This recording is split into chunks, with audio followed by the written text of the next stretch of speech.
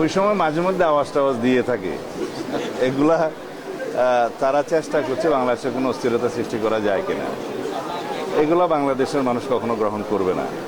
যারা গণহত্যা এবং মানবতা বিরোধী অপরাধের দায়ে দায়ী, যে জন্য তাদের কোনো অনুশোচনা নাই, বাংলাদেশের মানুষের সামনে ক্ষমা প্রার্থনা করে নাই, তাদের কোনো রাজনীতি বাংলাদেশের মানুষ এলাও করবে না কখনো। বাংলাদেশের মানুষ তাদেরকে এই দেশে রাজনীতি করার কোনোদিন কোনো অনুমতি দিবে না। তারা বিদেশ থেকে মাঝে মধ্যে অভিযোগও দিতে পারে, চিৎকার করতে পারে, এগুলো আমরা মনোযোগ দিচ্ছি না। সেনাবাহিনীর পক্ষ থেকে ক্যাম্প স্থাপন করা হবে যাতে এই সমস্ত অপহরণ ইত্যাদি এই সমস্ত অপরাধ যেন দমন করা যায়। উনি জিওসি সাহেব পরীক্ষা করে দেখবেন, আমরা তাকে অনুরোধ করেছি এবং সরকারি পর্যায়ে সেনাবাহিনীকে আমরা অনুরোধ করব সেই সমস্ত জায়গায় ক্যাম্প স্থাপন করলে এই যে অপহরণের মতো ঘৃণিত অপরাধগুলো দমন করা যাবে বা হ্রাস করা যাবে।